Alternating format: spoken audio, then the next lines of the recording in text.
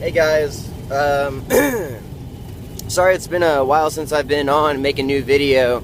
Actually, this is my second. I looked at my email the other day. I hadn't looked at it in a while, and it showed that there was a few people who left comments and were looking for an update. And hell, I thought that for all I knew, no one had even looked or had left any comments. So I'm happy about that. I guess I did help a few people here and there, but yeah, about the Wellbutrin update. Literally, I took it for about, I want to say, 5 days, and yeah, I didn't like it at all. Like obviously, I didn't give it enough time. Everyone told me the same thing. My friend takes Wellbutrin. It works well for him, and he just told me I didn't give it enough time, but.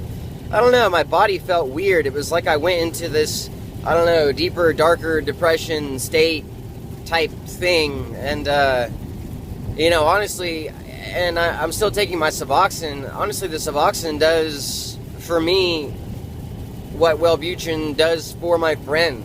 Suboxine, I mean, I guess that is, I mean, of course it does. Suboxine's a drug. So, that being said, of course, obviously, I'm still on suboxine. It is an absolute miracle drug. I think I mentioned in the first video that I'm a recovering heroin addict.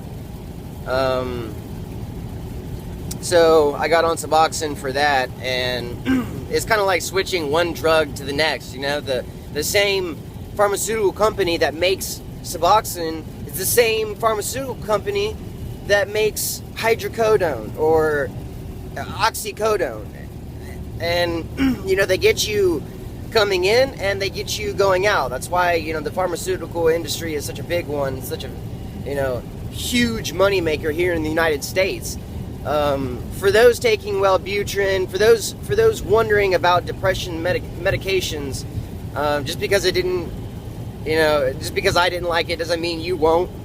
However, I guess I will say, and I learned this through reading, and I apologize. I'm actually working right now. I'm a driver for a company, but a lot of the times when you go into the doctor's office, you'll say, okay, yeah, I want to start experimenting with depression medications, and your doctor, doctors get paid, they make a living, and how they get paid more is by representing, well, not quite representing, but selling for example, one depression medication more than the others because they get paid more to sell, say, for Wellbutrin. A lot of the times you'll go in, and that's exactly what my doctor did. The very first thing that came out of his mouth was, oh, yeah, let's try Wellbutrin. Let's try that. Well, obviously, he gets paid a little bit more money to prescribe that particular medication, and that's just how the business is. And if you feel like that's not working for you, you're paying your doctor, and this is entirely up to you. If something's not working, you go right in and you say, hey, it's not working. I want something else. I want to try something different. And if he argues, well, then I mean, my God. Horrible doctor, leave like friggin' immediately.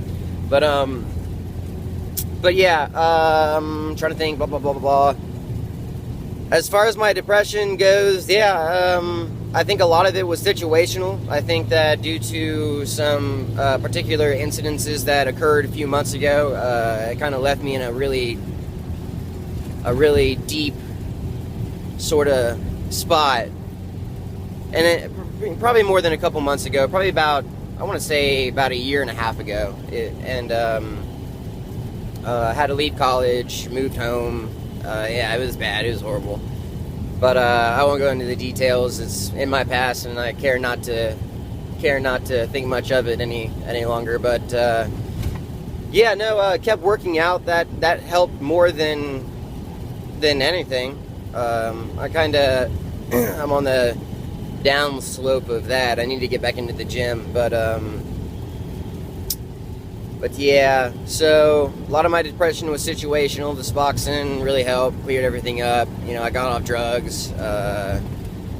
It took a while to learn how to live a normal existence when you're not constantly thinking about, how am I going to get money, or how am I going to get more money, or what am I going to pawn, or, and it did get to that point for me. And I think, and when I say, my depression was situational, a lot of it had to do with, that, obviously. I didn't want to be a heroin addict.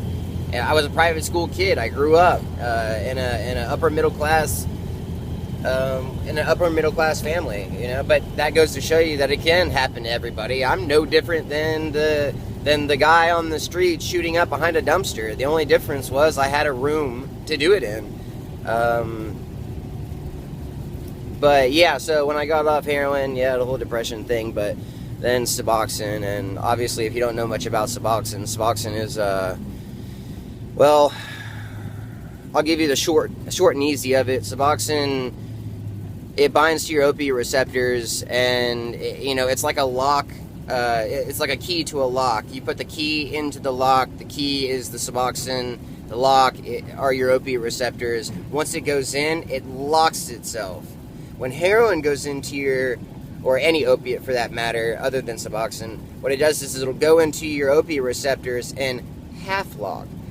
That means anything, which means, anyways, so the Suboxone, when it's fully locked, there's no, you take a strip of Suboxone, and a day later, you try to, shoot up heroin, or take a line of oxycodone, or something like that, it just won't work, because your opiate receptors are so well blocked from the Suboxone, there's no amount of anything that's going to get you messed up.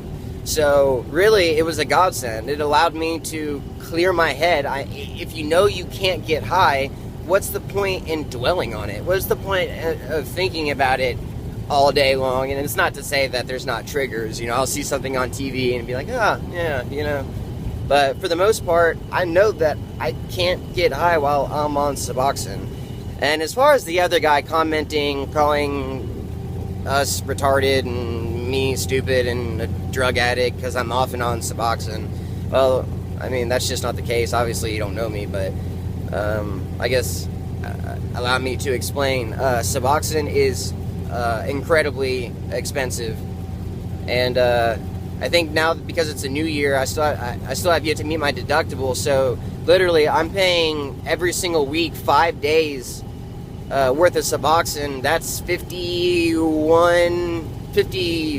$52, give or take. But that shit's expensive, man. And I'm not a billionaire, so sometimes, unfortunately, I have to go without that. My doctor's only in Mondays and Wednesdays, and if I don't, if I don't schedule well enough in advance, then he can't see me, and whoops, I have to go 4 or 5 days without Suboxone. And any of you who've ever done that, or have had to go through that, a Suboxone withdrawal or detox, it's god awful. It's damn near, I want to say, worse than heroin. But then again, when you're withdrawing, anything you're withdrawing at the time is going to be worse, because that's what you're dealing with at that time. It feels awful. It feels horrible. But yeah, Suboxone withdrawal is absolutely terrible. So, for those on Suboxone, you have something in store for you.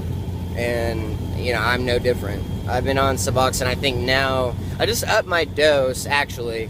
But honestly, I think I probably spend more money on cigarettes on Suboxone than I do actually on Suboxone. I don't know about y'all, but when I take my Suboxone, I am so... I don't know, I chain smoke for some reason, and cigarettes here in Atlanta are like friggin' $5. I guess it's better than $12 a pack like New York is, but yeah, anywho, I try to keep y'all updated. That's kind of what's going on with my story, and I'm not very depressed now. I found a little lady. She goes to Clemson, very smart girl, has 2 two-year degrees, working on her 3rd, yeah, things are going very, very well for me right now. As far as my depression, now I am thinking about, within the next few months, kind of starting to taper off the suboxone. It's just a thought, and more or less, it's something that you have to be married to. It's something that you just can't forget. Whenever you go on a trip, you have to take it. You have to weigh the implications of being without it for very long, and you don't want to do that. You want to continue to take it as prescribed by your doctor. So otherwise, it's going to be terrible for you. So if anyone has any questions about Suboxone or withdrawing from it, or about drugs, I think I've done pretty much anything and everything under the sun, but we were all young once, right? So yeah, so far clean off heroin for, I guess a year. I want to say, I guess a year. I don't know. I know last year I actually I overdosed. I was really, really drunk, and I had stayed clean for a long time, and I met somebody at a party, and they were like, just whatever. One thing led to another, and we got some heroin, and I shot it up in a bathroom, and it was pretty immediate. I didn't even get the needle out of my arm. I started to OD. And it was only because of a friend he heard me drop in his bathroom. Thank God he was awake. But yeah, he heard me drop, and he came in, and I had puke in my mouth, and he got it all out for me. And my other buddy's wife is a nurse, and so she came in and she took my pulse, and it was there. It was steady. I was blue. I was barely breathing. Eyes rolled back in my head, and then about 5 minutes before the ambulance got there, that's when I completely, I guess I died. My heart stopped, my pulse stopped, everything, and at that point in time, my buddy's wife started throwing up. I guess she had obviously never seen a dead body before. I mean, who has? I know I haven't. I guess I'm just thankful, or grateful, rather, but... Yeah, so they took me to the hospital, and, I remember waking up. They put a shot of something into my heart, and I woke up for, like a minute, and then I would go back under, and then they would, do the defibrillator thing on me, and, eventually I woke up, and, I guess I decided I didn't want to go back to sleep again, so I stayed awake, and, thanks to the ambulance drivers, people at the hospital who helped me, they saved my life. And it wasn't even that got me to quit. I was back on heroin a week later, but